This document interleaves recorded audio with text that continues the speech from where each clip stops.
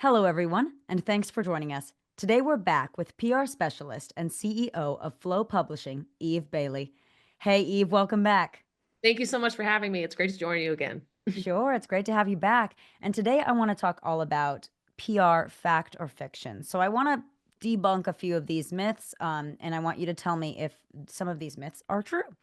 So, Eve, do traditional publishers always do PR? No, and this is one of the biggest misconceptions that I find from authors.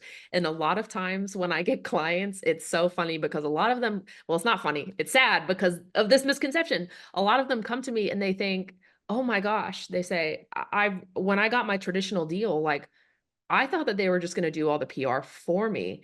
Hmm. And, that can be a huge misconception, partially, motivated by TV and and shows where it shows like, the hardcore book publicist who exists, but they're dealing with hundreds of books. They have hundreds of books on their plate. And especially if you're a first-time author, it's amazing if you get a traditional deal, but do not count on them to be the ones promoting your book.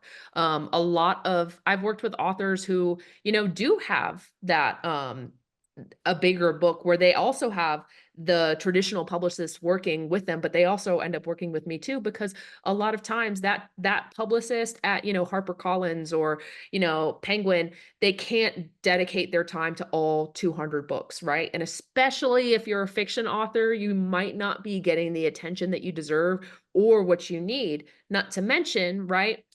When a publisher is evaluating, do I want to take this person on for a second book? They're going to look at your book sales, right?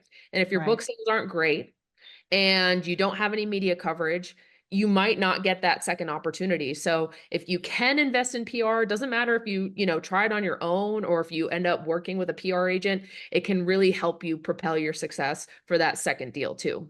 Right. So if an author gets a book deal, they are not automatically granted access to a publisher or publicist. No. That's Well, great I to mean, know. publisher, yes, but not necessarily a publicist. Right. Yep. Now, Eve, what would you say are some tips that you would give an author on how to get their story into the press? Yeah, so I would always start with thinking about who you are, right? So when you pitch a story to media, it has to be newsworthy and it has to be interesting. Those are the two main prongs. So if you're doing this on your own, which can be really hard, but if you're doing this on your own, you have to think to yourself, do I think that this is interesting? Right? So if you write a press release, right, and it says the headline is Sophia writes a new book. Well, not very interesting, is it, right? I don't know anything about the book. I don't know anything about Sophia. And if I'm a journalist, right, and I see that come across my desk, I'm just going to hit delete, right? So you Right. need to create a compelling story, right? Think I would sit down if I was a fiction author, and this is primarily for fiction authors because nonfiction, depending on your expertise and depending on your genre, it can be a little bit easier to pitch the media. Fiction is always the hardest. I would literally sit down and I would brainstorm what are all the interesting things about me, right? What have I done? What have I accomplished in life? What is my background? Are you an immigrant, right? Are you a working mom? Like, what is the story like that you want to tell about yourself and your writing journey? You want to create a story where people are rooting for you, right? Where it's like you overcame, it's the same way you would write a story about a character in a book, right? Right. What did you overcome to make your book a success, right? So start thinking about that as you are creating these materials to send out to a journalist, whether you're working on your press release or a podcast pitch or your media kit, you need to start thinking about these things and how to create a story about you that you can pitch to outlets. Well, Eve, thank you so much. That was wonderful insight on our PR questions and whether they're fact or fiction. Thanks so much for having me.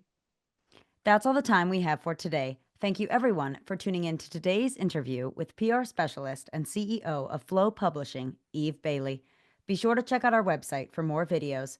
Wishing you all a fulfilling and successful writing journey.